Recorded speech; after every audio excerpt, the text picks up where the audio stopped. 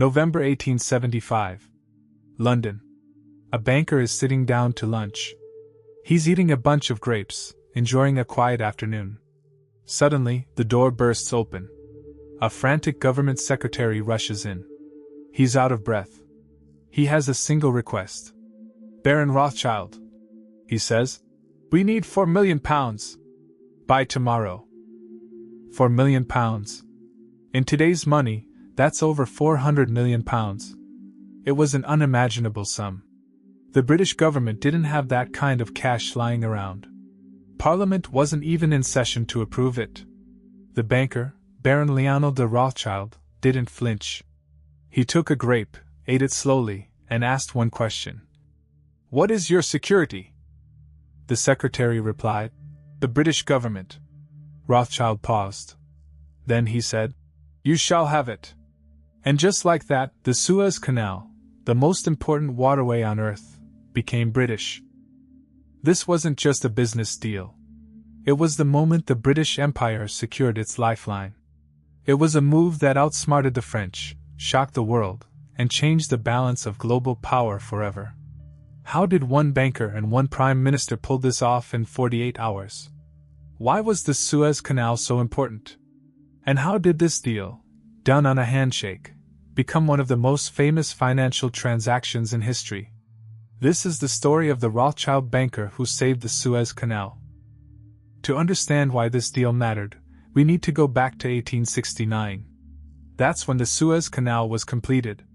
It was the brainchild of a Frenchman, Ferdinand de Lesseps. The canal cut through the Egyptian desert, connecting the Mediterranean to the Red Sea. It shortened the journey from Britain to India from months to just weeks. For Britain, this was everything. India was the jewel in the crown of the British Empire. 75% of the shipping through the canal was British. Prime Minister Benjamin Disraeli called India the brightest jewel in the British crown. The German Chancellor, Otto von Bismarck, described the Suez Canal as the spinal column of the British Empire. If someone cut that spinal column, the empire would be paralyzed. Enter Benjamin Disraeli. In 1874, he became Prime Minister of Britain for the second time. Disraeli was a showman, a novelist, and a fierce imperialist. He was also a close personal friend of Lionel de Rothschild. Disraeli had a problem. The French had built the canal. French investors owned most of the shares. If France ever decided to close the canal, Britain's lifeline to India would be cut. Then, in 1875, an opportunity appeared. The Khedive of Egypt, Ismail Pasha, was bankrupt. He had spent a fortune building railways, palaces, and modernizing his country. His debts were enormous. 55% of Egypt's revenue went just to paying interest. To save himself, the Khedive decided to sell his shares in the Suez Canal. He owned 176,000 shares, nearly half of the entire company. And the French wanted them. If the French bought those shares, they would control the canal. Britain would be at their mercy. Disraeli knew he had to act fast. But there was a problem. Parliament wasn't sitting. He couldn't get the money approved through the normal channels. He had 48 hours. And there was only one person in the world who could help. On November 15, 1875, Disraeli learned that the Khedive was about to sell the shares to a French syndicate. He immediately sent his private secretary, Montague Corey, to see Lionel de Rothschild. Corey found Rothschild at lunch. The banker was eating a bunch of grapes. The conversation was brief and legendary. According to the story, Corey said, "We must have £4 million tomorrow to buy control of the Suez Canal." Rothschild asked, "What is your security?" Corey replied, "The British government." Rothschild said, "You shall have it." Corey, "When do you need the money?" Rothschild, "Tomorrow." The deal was done on a gentleman's agreement. There was no paperwork, no contract, no collateral. Rothschild simply trusted the word of the British government.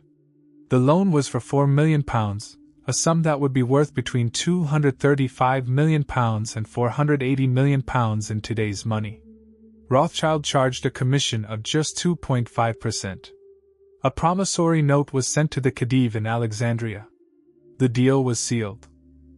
The French were outraged. They had been negotiating for weeks. Their syndicates were ready to buy the shares. But Disraeli had outmaneuvered them. When the news broke on November 26, 1875, the world was stunned. The British public was delighted. Queen Victoria was amused. The French government was humiliated. Disraeli wrote to the Queen, "It is just settled. You have it, madam." The purchase gave Britain effective control of the canal. It was a masterstroke of imperial politics. But not everyone was happy. William Gladstone, Disraeli's great rival, condemned the deal. He called it the almost certain egg of a North African empire that will grow and grow. He was right. The Suez Canal purchase was a massive political victory for Disraeli. It cemented Britain's control over the route to India. It proved that the British Empire could act decisively, even without parliamentary approval. But the deal also had unintended consequences. As Gladstone predicted, Britain's involvement in Egypt grew and grew. In 1882, just 7 years later, Britain occupied Egypt to protect the canal. Egypt became a British protectorate and remained under British control until 1952. The canal itself would become the most contested waterway in history.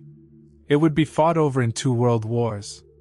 In 1956, it would spark the Suez Crisis.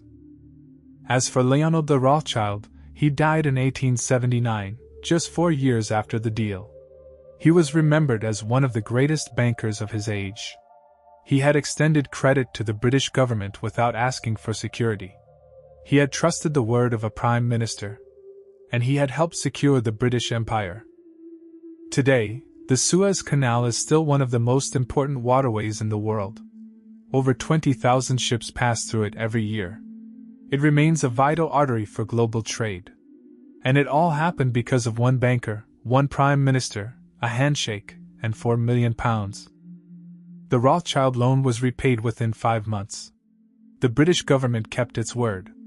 Rothschild had taken a risk on the reputation of the nation, and it paid off. This is the true story of the Rothschild banker who saved the Suez Canal. A story of speed, trust, and a bunch of grapes. It's a story that shows how history can turn on the smallest moments. A whispered conversation. A handshake. A bank loan. It wasn't a war. It wasn't a battle.